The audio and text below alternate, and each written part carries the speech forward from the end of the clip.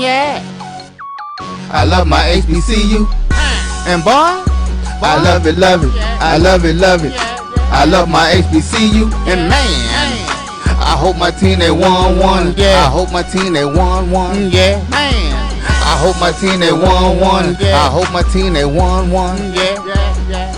I tune into the HBCU Sports Lab to see if my team won or lost. If they lost, I'm quiet as a mouse. But if they won, keep tab. I'ma do the dab, yeah.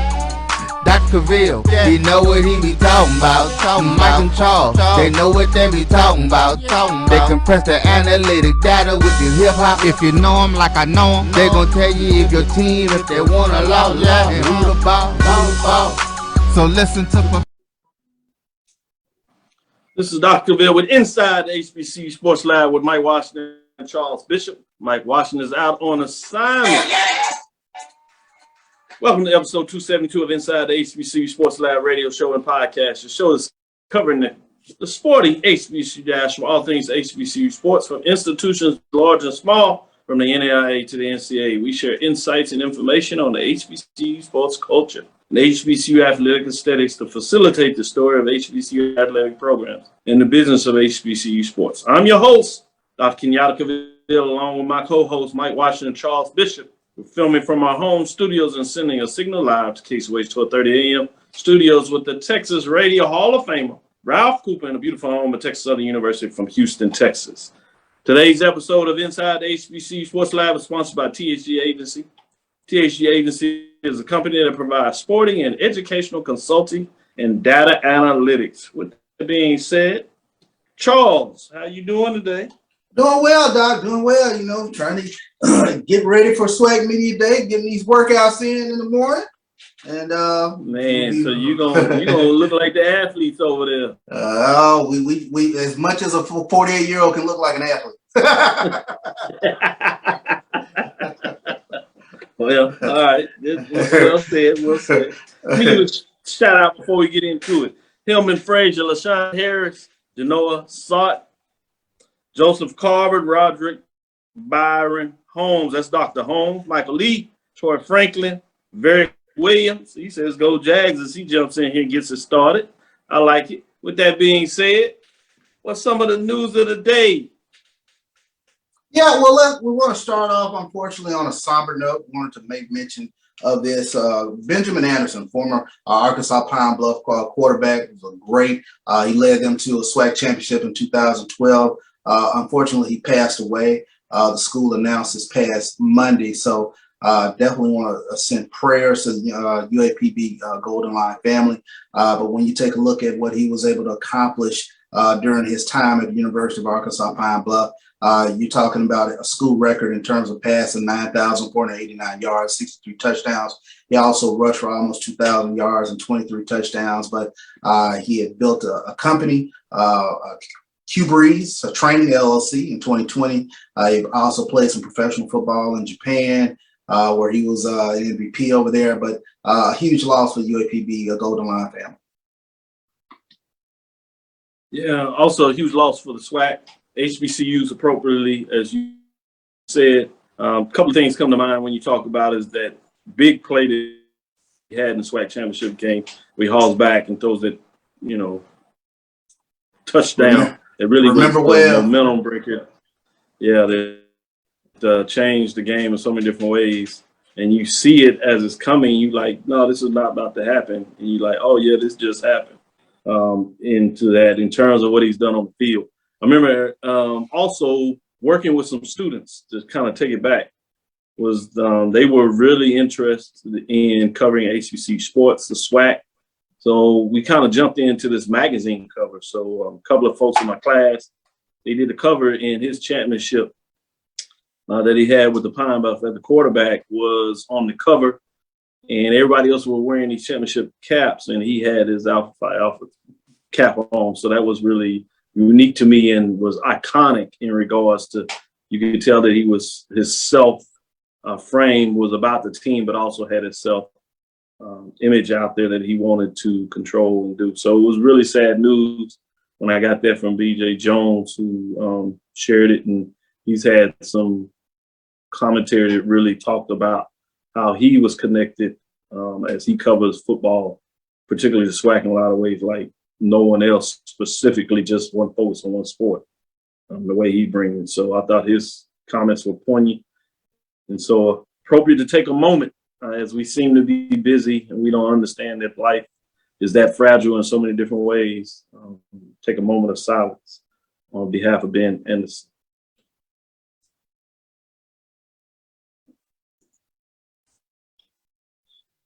With that being said, before I go back with you with some others, we got AD Drew in here out in the class, and he did a report on APR that you all got to make sure that you catch out the show on Sunday as they do their sports wrap, where they'll go into some detail.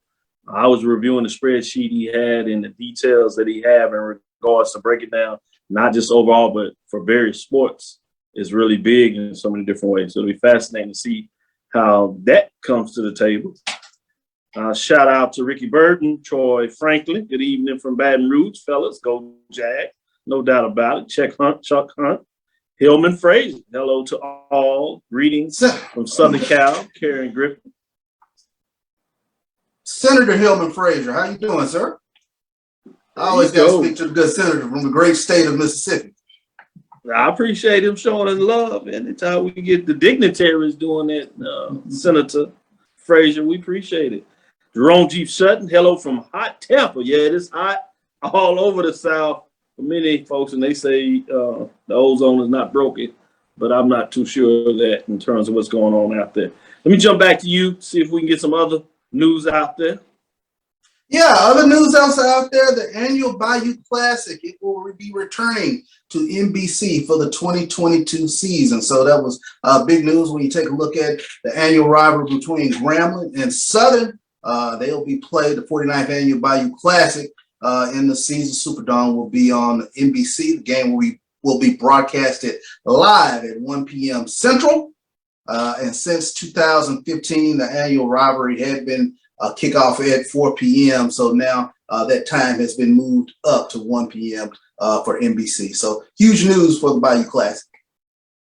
What are your thoughts? I know there's some conversation about the game being moved up. Any thoughts from you in regards to if it's anything to do with anything?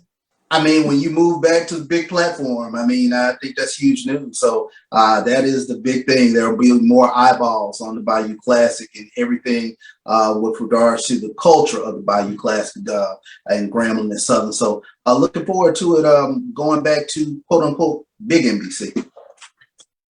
Yeah, when you start looking at flex schedules and being on these, as you said, the over-the-air cable network platforms, one of the things is you lose is your time adjustments.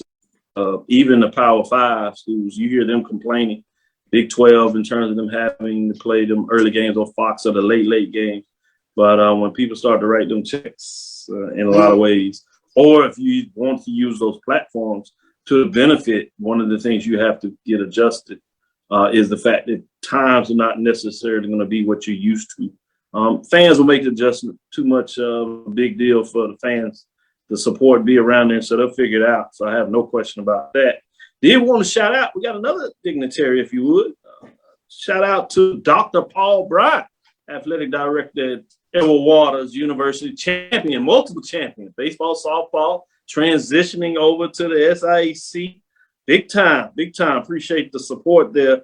So fascinating to see what's going on there. A couple of NCAA track folks are excited about where they finished in different ways. Top 10 finish for PVAMU's Crawford-Wallis in terms of making history at the track and field championship. FAMU, Robertson earns honorable mention, All-American honors in Eugene. UAPB's John makes history, finishing top 10 in the NCAA championship. Howard Relay Squad set record. The NCAA championship finishing 6th, and they were flying, getting it done in so many different ways. Fascinating to see. Seniors Jessica Gabi, Amina Salia, Azoma Scott, and Jessica Wright as they put in a final time of 3:28:39 as they were getting it done. Big note there, this is once in a generational team. Howard director of track and field David Oliver said So, you know, he was excited about what they're able to do. And they certainly have set Howard's track program in the right place to move forward. So those were some big time. Any of the track and field excited you in terms of what you saw or heard out there, Charles? Well, I think the big news, when you take a look at it, North Carolina A&T's father and son combo now are coming to University of Tennessee. So I think that was big news when you take a look at everything that they had built up at North Carolina A&T. Now you have this NCAA champion that is joining this Power 5 program along with his father. Yeah, it was unfortunate. Dwayne Ross Jr. Yeah, as he's back-to-back national champion in terms of what he's been able to do in his short but illustrious career at this point. And he's just going to add on to it. Unfortunately, it doesn't seem like it'll be a A&T, but he certainly did what he could to set the mark there. It would be fascinating to see where they're able to go forward. Obviously, you would think that you could get a coach that would have an interest there. A couple of things. They know they can win there. Recruiting-wise, they know facilities are nice. They know funding financially is there.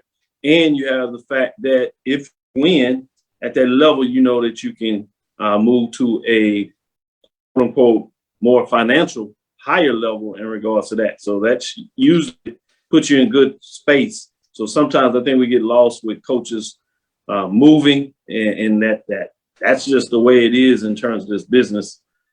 Coaches are hired to be fired. If not, they leave out for the next bigger jobs. I thought that was fascinating. One of the things saw on here that's fascinating is Delaware State wins Emmy, 43rd Sports Emmy Award, MEAC. Shout out to Delaware State and what they're doing in terms of their media program. In this case, looking at the sports media side.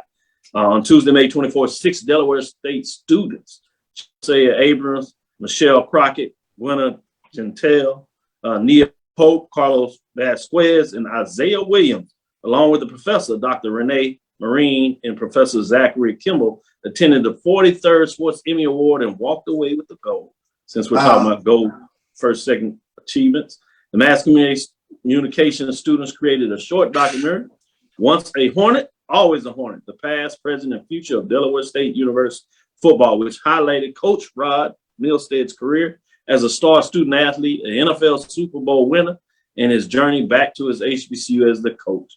The film was entered as part of the inaugural HBCU Sports production grant sponsored by Coca-Cola Company and the National Academy of Television Arts and Science. Congratulations to Delaware State. Winning entry earned $40,000 grant and coveted Sports Emmy Award. So we got some Emmy winners. That's huge. That's huge. That was a big deal. When I saw that news, I had to get it out there. I remember when the solicitations came out and was excited about that opportunity and was interested to see who would be able to jump in there and get that done. So fascinating to see where that goes in a lot of ways. What else do you have on your plate? Well, I did want to get this out there, and this is huge. NFL All-Pro. This comes from HBCU Sports website, NFL All-Pro Darius Leonard. He donates $15,000 to the Uvalde shooting victims. So in response to the mass shooting that happened in Uvalde, Texas, former South Carolina State star Darius Leonard announced that he is donating $15,000 through his nonprofit, the MEACSports Foundation, to cover burial costs. So huge gesture from All-Pro linebacker Darius Leonard to in response to this mass shooting. So very appreciative for he and his foundation for what they're doing. Yeah, and the fact that he had that in the front of his mind is just huge and tells you the caliber man he is in terms of paying for individuals that have lost so much. It still shakes me to think about that in so many different ways. And it's beyond my ability to comprehend in terms of those that are in positions to make a difference deciding not to for whatever reason. Lennon below, I should say, can y'all please discuss about what schools can possibly join the MEAC? We've had this discussion before, but I think it's always worth getting out there, especially this is a critical time. July 1st is the deadline that if any schools are probably going to move, whether it's from a FBS conference to another FBS conference, or even moving up July 1st. So there were a couple of board meetings. You had the Howard board meeting last week. although we had a long period of time where the talk was out there that Howard was going to the Colonial. We didn't hear anything out of the last meeting last week. Doesn't mean that it didn't happen or whatever, but at this point, it looks like not before this July 1st date at least, which is important in terms of the financial situation and level setting, that if they're going to do it, you would think it would be before that time. But I bring all that up to say you also have Tennessee State meeting this week, Thursday and Friday. But if you look at their agenda, it just seems like a very standard athletic update. You imagine there's not any movement going on there. Later this week, you will hear SWAC meetings. They're doing their spring meetings in terms of going to Florida in regards to those updates. So it'll be fascinating to see. General things coming out of the meeting are just going to be your normal updates of sports and rules changes, number of teams, for example, in a baseball tournament. Those things can kind of turn around. Do you move a baseball tournament from Birmingham to New Orleans? Things of those are ratified and talked about. So you'll see those general updates coming out of that kind of meeting, just to let you know. So there are a couple of teams that people talk about in terms of Division II, Virginia State, Bowie State, Winston-Salem State. It seems like all of those are off the table in regards to them seriously looking at moving up. Probably the biggest one in a lot of folks of Virginia State, based on conversations I had with the leadership there, that's not a real desire, at least at this time. And so I'm not sure if there was a lot of options for the MEAC in terms of picking up folks from the Division II level. Maybe there's some other Division II programs favored of state in terms of sizes that may have some interest in looking at that. But at this point, I don't see a lot of movement. I think you're really going to see people just kind of stand still. And again, I think the biggest thing that is halting any real dialogue conversation moving forward is the fact that you have this transformation of Division I committee that is meeting now and are supposed to move forward before the end of summer and provide some updates on what it means to be Division I. So you're not going to see particular Division II programs seriously look at moving until those decisions are made, because it's hard to make a decision and not be informed. So you're kind of stuck in this limbo in regards to what's going on. So just don't see a lot of movement in terms of the MEAC at this time, in terms of real potential institutions that are seriously looking at moving around. Doc, I wanted to ask this question. So for fans, especially when you start to hear these rumors, what are sort of the, I don't know, the ABCs or things that you kind of start taking a look at where you can kind of seriously pinpoint whether a school is really ascertaining moving up? I think the first thing you want to look at is if you have access to any institution where you hear them talking about doing a study, doing a strategic athletic study, or a study specifically about turning and changing to a new conference, or moving up from Division II to FCS or FCS to FBS. If somebody desires about that, you need to look at agenda items on particular public institutions in terms of when the board meeting and when boards meet. That's going to give you some indication. And like I said, a clear indication is always July 1st. That's a window where a final date of a transition of an institution is going to take place no later than that, or they might as well wait till the final year. Because usually if they do it after that, the cost of going to another conference or leaving your conference, because it's mid-year, those conferences usually double their type of fees or increase those fees. So it's just, if you're doing it in terms of thinking about generating revenue, the last thing you want to do is pay out more fees. And so unless you're doing it for a totally different reason, which you would see in some type of study, we've heard about A&T moving, but there were plenty of information out there about studies that were being done. So that was your first real indicator that they were at least looking at it, whether it was going to FBS, whether it was changing from one conference to another conference. Even with the FAMU move, obviously you heard about the studies. They've done studies basically for 10 years. And you got to the point where you saw that it was going to be on a board agenda. So that kind of triggered. So Anything else is probably just loose talk that you get from coaches that are talking about it, or some alumni that may have an itch or feel for it. But until you hear something from the president, chancellor, or board, you're not going to get any real movement.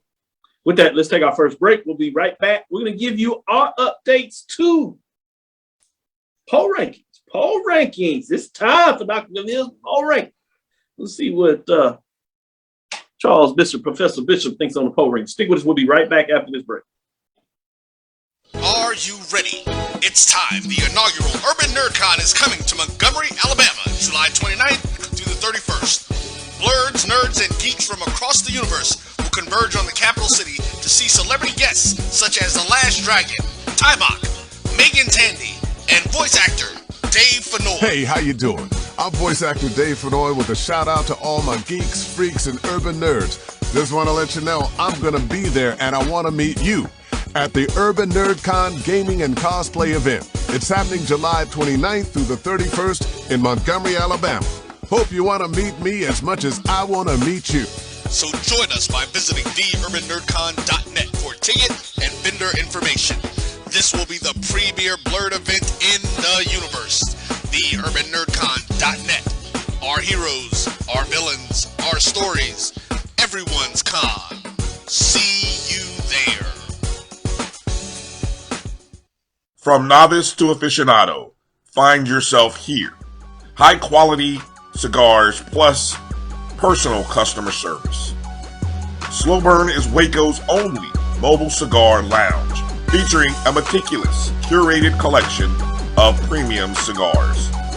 Visit our website, www.slowburnwaco.com. That's www.slowburnwaco.com. Test the analytic data with your hip hop. If you know them like I know them, they gon' tell you if your team, if they wanna lose, and who the ball.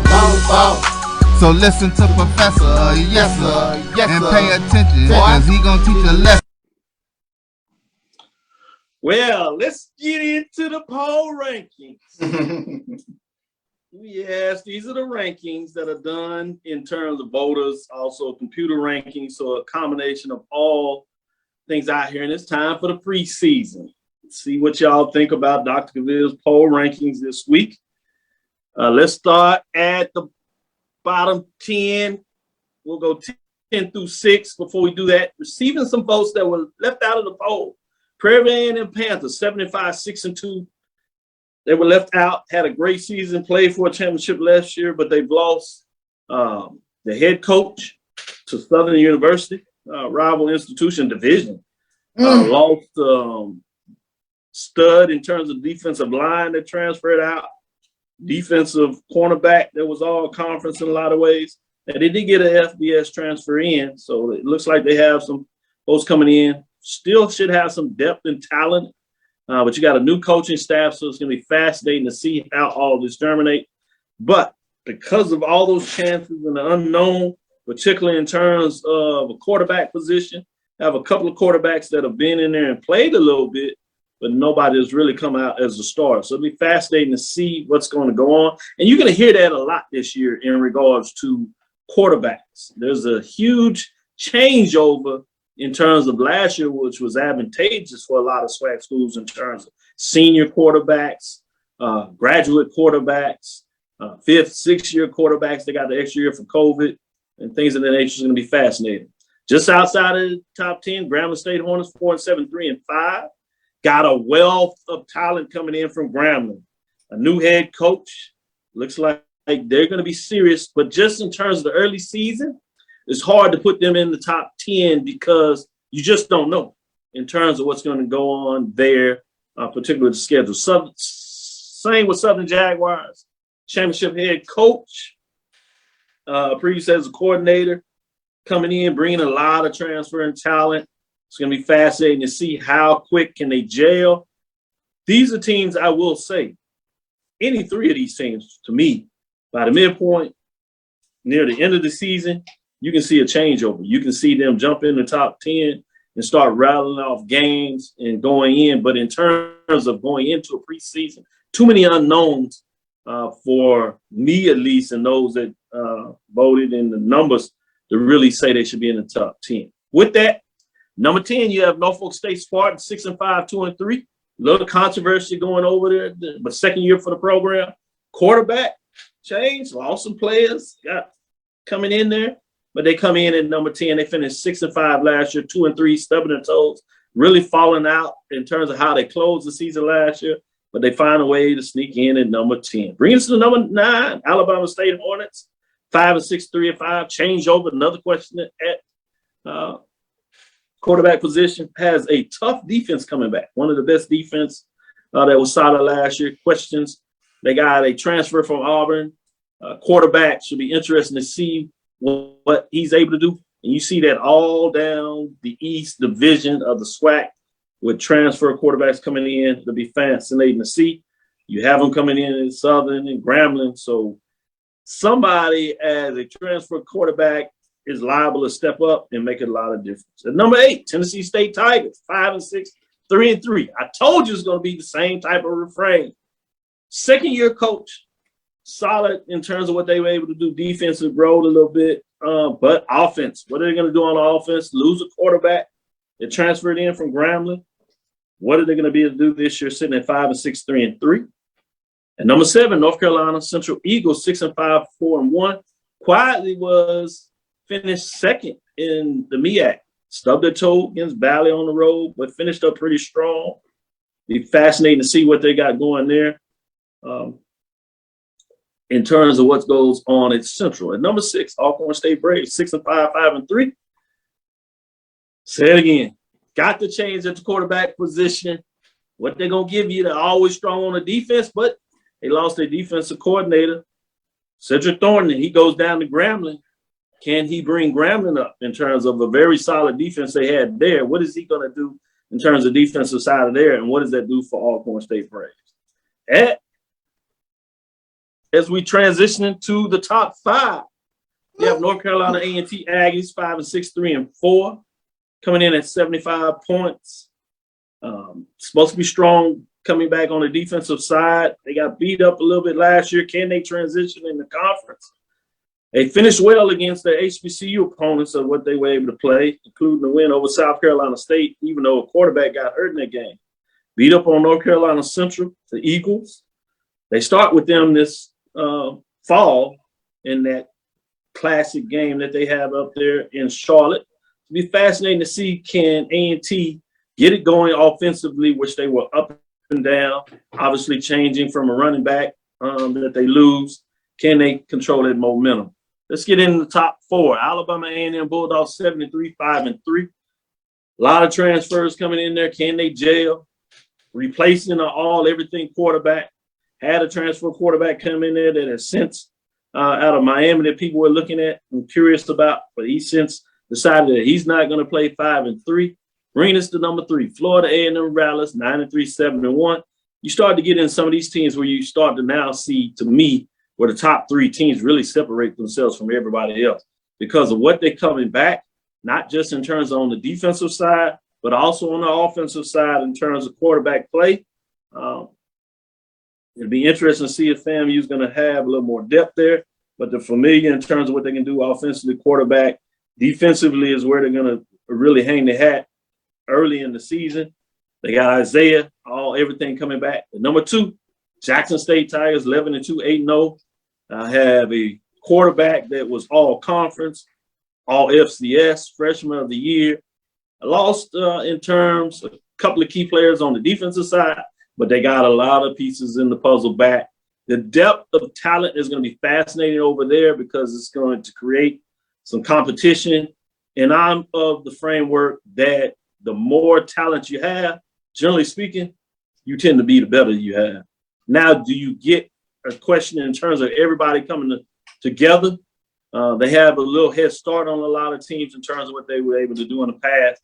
Number 1 is South Carolina State Bulldogs. This was a young team that was extremely talented. They were learning how to win, and they put everything together at the right time near the end of the season, running off some big victories against tough competition in terms of what they did conference-wise. Norfolk State, obviously what they did against Jackson State in the Celebration Bowl. quarterbacks coming back, wide receivers coming back, and they got some young talent. And Coach Buddy Pugh, everybody knows by now, is a great coach and knows how to bring talent together. One of the things that I think South Carolina State and Buddy Pugh does not get enough credit for is the consistency in terms of keeping a lot of the coaches together, which makes it easier when you're bringing in people and teaching them the culture. All these other teams that you talk about with these new coaches, people don't really like to give credit in terms of what it means to develop a culture. Even when you think about what Jackson State was able to do last year, people look at it as first year, but he had that spring to really start to develop in that culture, which I believe really helped a lot of things in the fall. And that's going to be a challenge for these teams in terms of how fast can they create the culture that's necessary. But it's going to be fascinating in terms of the season to see what transition, what goes on. With that being said, let's take our second break because I want to tease you back. I saw you making your faces, reading the comments. It's all good. I got thick skin. Bring it on. Folks are just fandom. That's what a preseason poll is supposed to be about. It's supposed to get your blood churning. It's supposed to tell you why I don't know what I'm doing, Dr. Cavil. All the greatness that you talk about me going to be like saying now he's lost it. He's lost his mind. He was good, all this, and all of a sudden he fell off the turnip truck. I get it. No problem. We'll take it in. We're going to tease you right after this break. We'll come back, read some of these comments, get it out there. It's going to be fascinating, good talk. And we're going to see what Charles has to say in terms of his thoughts. The debut of Dr. Cavil's Major Division Top 10 poll rankings. We'll post it at the end of the show. Make sure you get a chance to see the documents out there. I can't wait to see some of your thoughts. Stick with us. We'll be right back after this break. 2002, Empowerment Resources, Inc., a nonprofit organization, has empowered more than 1,500 youth and adults in Duval and surrounding counties through its programs Journey into Womanhood, Girls Mentoring, Life Skills for Teens, and Parenting Education Coaching. To get involved with programs, volunteer, or donate, visit www.empowermentresourcesinc.org. Follow us on social media, facebook.com/empowerment.resources and instagram.com/empowermentjax. For 200 years, Montgomery, Alabama has been making history by people who had the courage to stand up for change. Today, this riverfront city has been reborn, embracing the past and looking forward to the future. From the National Memorial for Peace and Justice to the stage of the Alabama Shakespeare Festival, this is where history was and is made. We are proud to call Montgomery home, and together we can be the change. One bite of 100% Angus beef ballpark frank, and you'll say,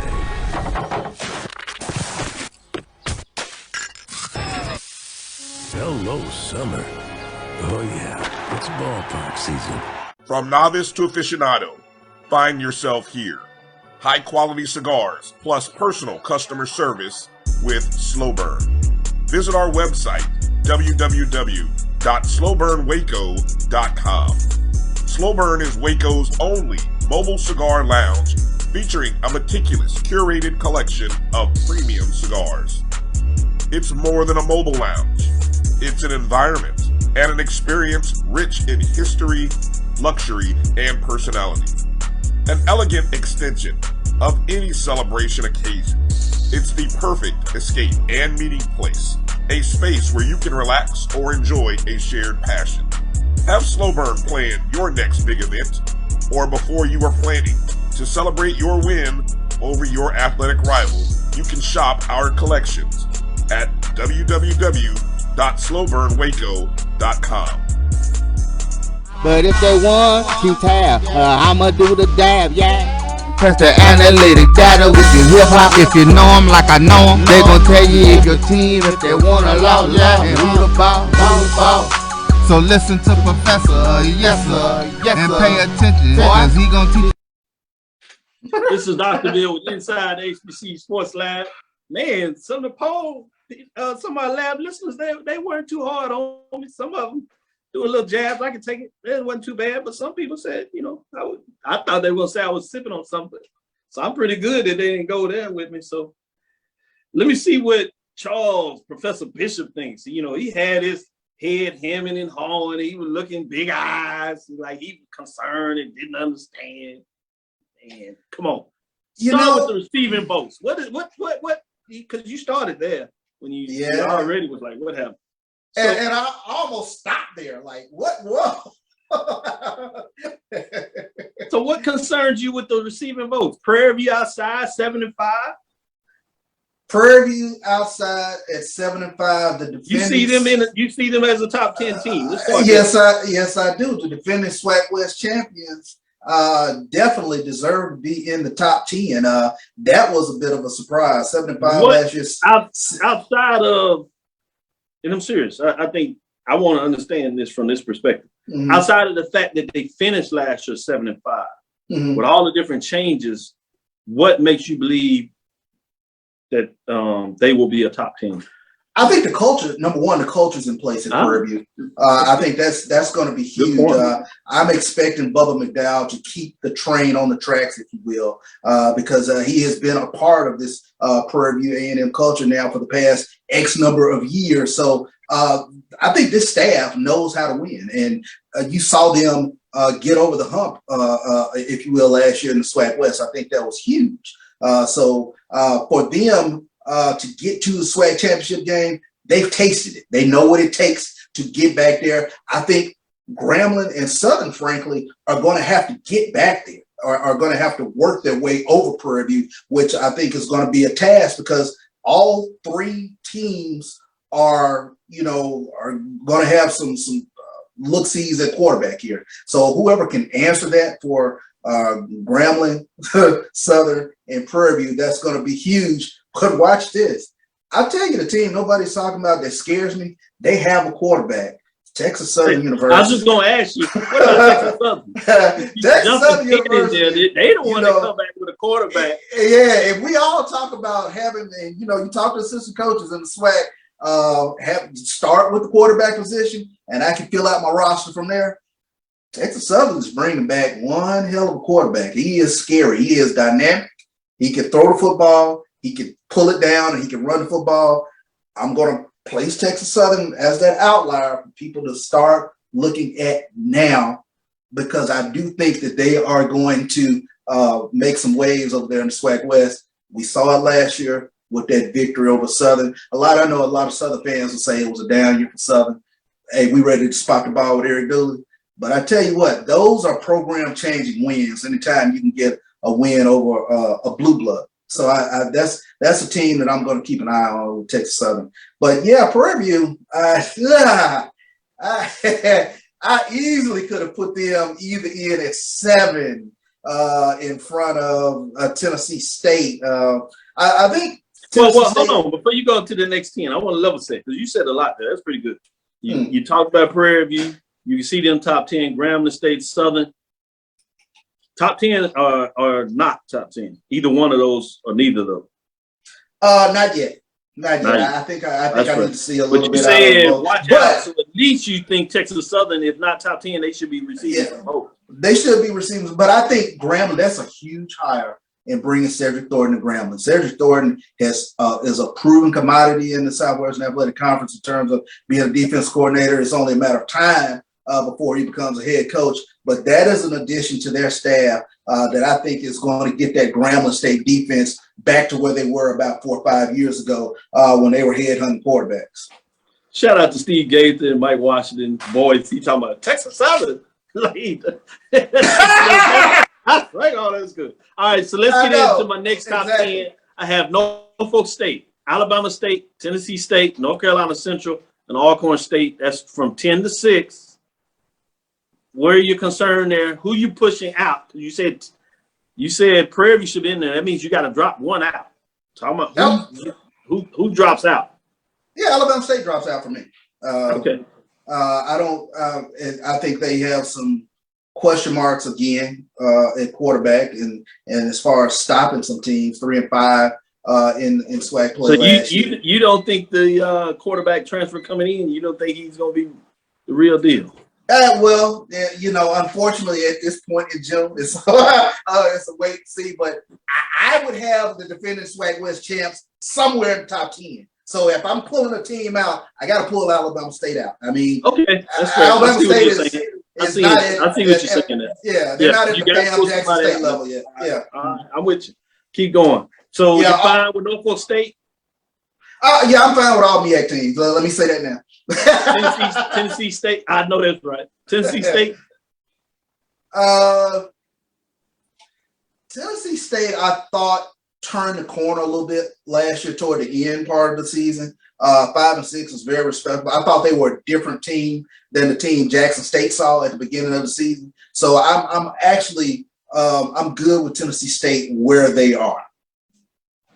Lonnie Shaw says strength of schedule should be a part of a schedule. I agree with that, and that is part of the schedule. But right now, it's so hard to really look at a strength of schedule because everything is predicted in terms of what you think somebody's strength of schedule would be. Yeah. So it's not going to be huge until some games get played, and then you can start seeing a little more about strength of schedule. Unless you're just somebody that believes certain schools are going to be stronger than other schools, then you can do that. But still, at that point, you're still talking about what if. So just wanted to level set with that. Thing that I say about Tennessee State, are you in agreement? A large part of their season is going to be based on similar. We're saying it seems like just about half the teams that are in the top 10 are just outside quarterback play. I think heard, that's going to be interesting there. You said you're good with the MEAC, so you're good with North Carolina Central. What about Alcorn State Braves at 6? I want to know, because I know what you've seen with Alcorn, and a lot of this is just the admiration you have for head coach. Yeah. One thing I can say about them there, and they seem to have, and I think that's a huge loss, number one, in terms of losing their quarterback. But one thing that Fred McNair does is he keeps a quarterback on the roster, okay? And I think the culture is definitely in place for Alcorn, where, they know how to win. But losing Cedric Thornton off of that staff, that means something to me. That's a lot. I have a huge admiration for Ced Thornton and what he was able to get done at Alcorn. I have huge admiration for his coaching prowess. When you talk about one of the gritty and grimy DCs in this conference, he gets his teams up for games and they get after.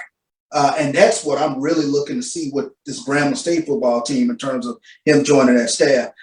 So I think that's one of those things that you kind of have to take a look at with Alcorn, whether they lose some of that intensity that he brought on the defensive side of the ball. But one thing I can say, they keep puzzle pieces from an offensive standpoint. So I do look for Alcorn to continue to be able to score points. They always keep a quarterback ready to rock. So 6 might be a little high for me, but I think it's justifiable. I got you. Very fascinating when you look at this. Let's get into this top 5. Well, let's hold off. Let's take a break and we'll get into this. Let's tease it out a little bit.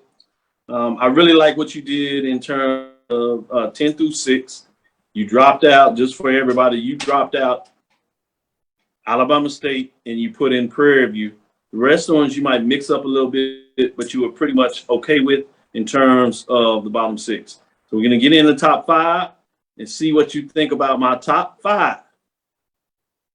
So let's tease it out. We'll get into this break. We'll come back and get your thoughts in terms of what is in the top 5. This is going to be fascinating because we're going to have to do our predicted order finish for the MEAC, SWAC West, SWAC East. And now people are going to be held accountable to the records. And I think more than what we thought last year, it's going to be really intriguing to try to figure out what you're going to do with some teams. So get into that summer ball. See what people are saying. It's going to be fascinating to see ultimately what happens there. With that, stick with us. We'll be right back after this last break as we start to find some football churning as things are changing and it's just getting into that summer months, summer workouts. People are running, getting in, making sure they can get it done and get ready for that fall ball. It'll be interesting as we get going. Stick with us. We'll be right back after this break.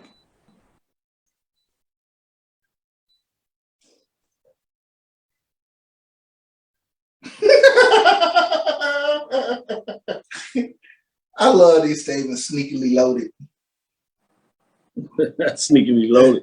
There's no such thing. Still going, so let's see if we can get in here. Q Time is a classic Atlanta soul food restaurant located in the historic West End. Q Time Soul Food is a family business started by Fred and Christine Crenshaw. Come on in, relax, and sink your chops into our tantalizing, mouth-watering, distinctive soul food with a twist, the Q Time way. 1120 Ralph David Abernathy Boulevard, or call your order in at 404-758-2881. Do you miss your mama's cooking? Then come on down to Q Time, an Urban Passport member. It's never too early to plant the seed, to share the tradition, and instill a sense of pride in your HBCU with your little ones. HBCU Pride and Joy Children's Boutique helps you share your school spirit with a wide selection of adorable kids' apparel and accessories officially licensed from your favorite HBCU. Visit hbcupridejoy.com and follow us on all social media at HBCU Pride Joy on Facebook and Twitter. Now, you can live in Texas and not have a good red meat blend. Texas Cowboy Dust is designed for steak and other red meats. It's out to be my most popular spice blend, made with onions, peppers, ground mushrooms, pink salt, and other spices.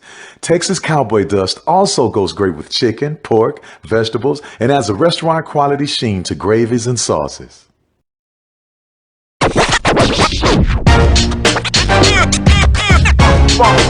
It's like a loot machine. All around town, people trying to get down. Vanilla smoked sea salt seasoning is for seafood. The tarragon and fennel bring out the natural sweetness in seafood. I also use it in rice dishes, on yams, asparagus, blueberry pancakes, and believe it or not, chocolate chip cookies. Vanilla smoked sea salt adds a salty and savory component to sweet dishes that create a symphony for the tongue. Oh, that spin class was brutal. Well, you can try using the Buick's massaging seat. Ooh, yeah, that's nice. Can I use Apple CarPlay to put some music on? Sure, it's wireless. Pick something we all like. Okay, hold on. What's your Buick's Wi-Fi password? Buick Envision 2021. Oh, you should pick something stronger. That's really predictable. That's a really tight spot. Don't worry, I used to hate parallel parking. Me too. Hey. Really outdid yourself. Yes, we did. The all-new Buick Envision, an SUV built around you. All of you. Press the analytic data with your hip hop. If you know them like I know them, they gon' tell you if your team, if they want to loud, and who the ball. So listen to Professor, yes sir, and pay attention, cause he gon' teach a lesson. This is Dr. Bill inside the HBCU Sports Lab with Charles Bishop, the professor, is in the building analyzing the top 10 poll rankings. Dr. Cavil's 2022 HBCU Major Division top 10 poll rankings. The mid-major poll rankings will be released on Thursday, so we will give you that. So make sure, as we had some folks asking about the mid-major, so we will get into a little bit of the mid-major to make sure you get that. Before we get in there, some people have me cracking up in terms of the comments here, so just wanted to show some love. Somebody said SU is sneakily loaded. I don't know how you loaded and sneakily. Either you are loaded or not, but hey, float your boat. I tell you what, Southern, just like every other team out there, will get a chance to show it on the field. And they do have some talent. They do have some talent. Jeff Roberts says, and that was Troy Franklin. Jeff Roberts says, what about Hampton? They start the season with Howard, Tuskegee, and Norfolk State. Howard is going to be much improved. They're going to be solid. That's not going to be an easy game. Tuskegee under the new coach, they're going to come out there firing on all cylinders. So I think they'll get that game, but that's not a gimme. Then you got Norfolk State, and that's just a rivalry game. But Norfolk State is going to be solid.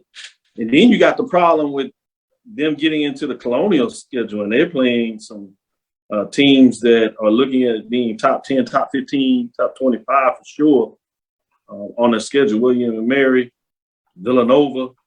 So I think it's going to be, frankly, a long season for Hampton in regards to looking like they improved in the Big South at 5-6. I'm not too sure about what the season will come out. I think it can get pretty ugly, and it might get ugly quick for him. With that being said, let's get back in here, top 5, and see what you say about my top 5 in terms of that. Yeah, he talking about they beat Campbell. Campbell had 3 wins last year. They had a loaded recruiting class, but they're mostly freshmen. And so I don't think you can compare Campbell or Garner-Webb to Villanova or William and Mary in terms of competition. They certainly beat A&T. And so I think that was a solid win. And Howard is just on the rise. But again, as somebody said earlier, you're talking about strength of schedule and who you play. So they lost the quarterback as well. So it's going to be fascinating to see where they're going to go in that position as they try to improve. So I think they have some questions, but it's questioning like most other teams. So I think that was a good point in terms of Hampton. It'll be fascinating. And this year, I will say this. I think you're going to have some surprises in terms of teams that jump in the top 10 period. And then some teams that itch their way possibly in terms of the bottom 5, 4 and 5 position could be some teams that are outside of the poll ranking now. I will say that. With that being said, as we get in the top 5, let's see what people say. North Carolina A&T Aggies, I think they're going to have a benefit of their schedule. I don't see the Big South as very tough. And so I think that's going to help them to some degree in terms of what they get done this year. Again, they have some question in terms of replacing everything running back.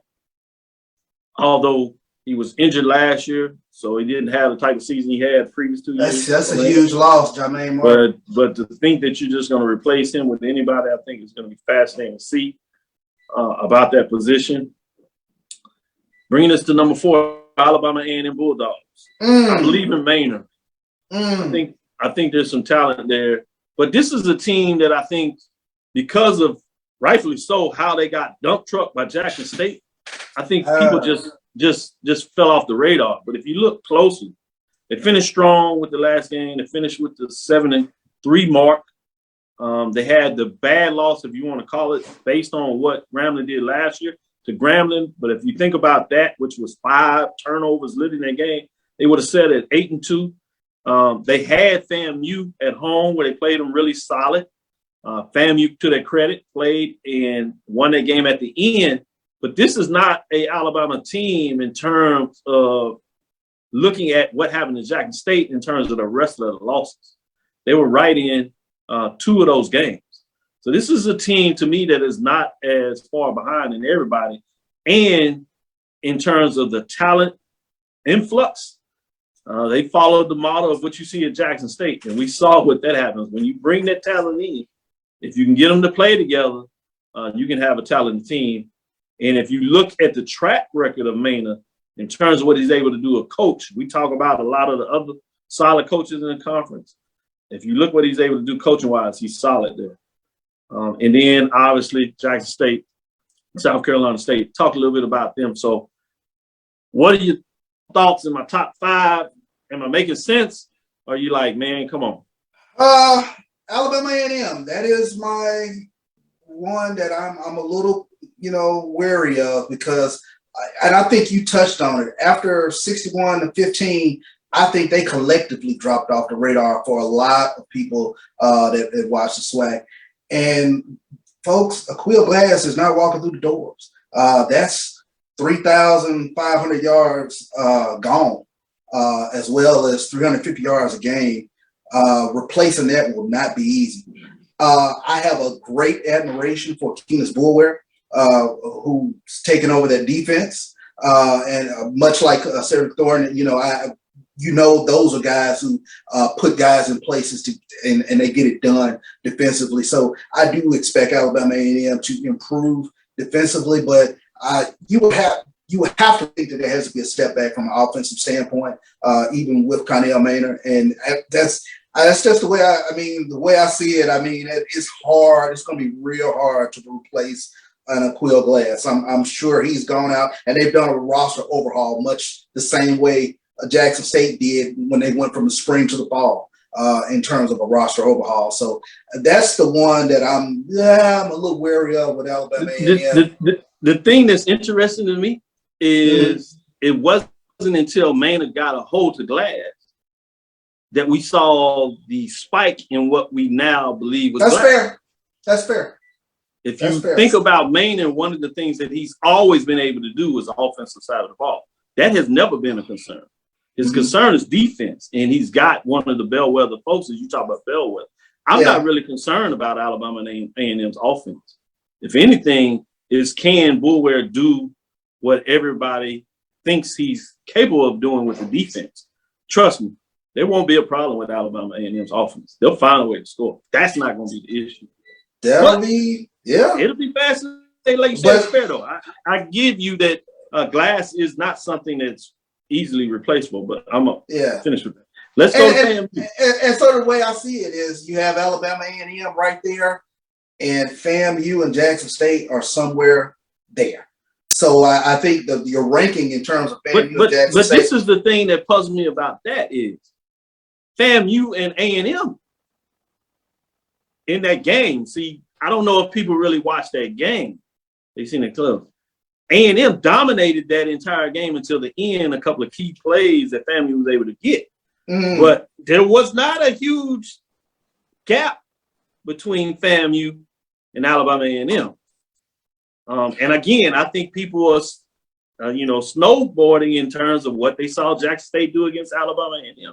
And credit, I think that was one of those games, and they were motivated, they got it done, and the ball started rolling, and it was over that. But if you use that game as your framework in terms of what Alabama A&M, I think people are going to be surprised what they get done.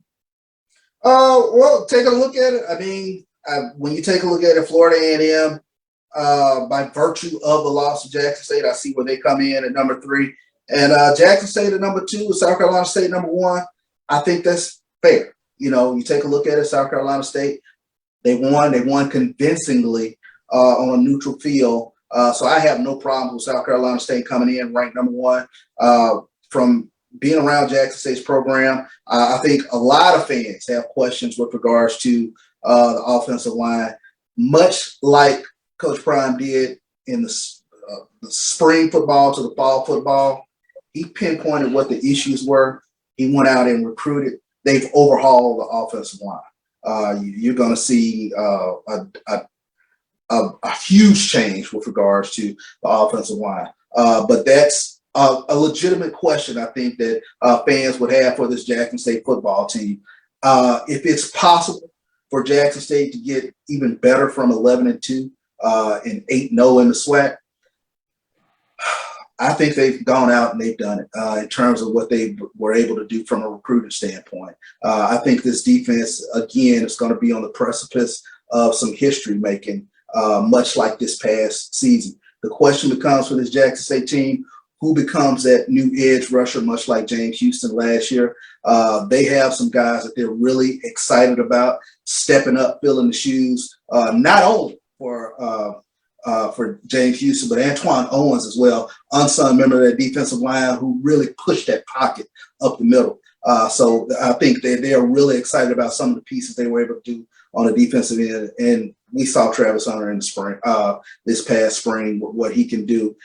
He is going to be a name week in, week out. They're going to do some things with him this upcoming season to really highlight his dynamic skill set.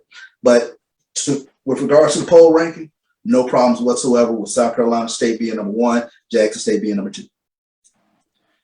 Yeah, I think you're saying probably the top 3.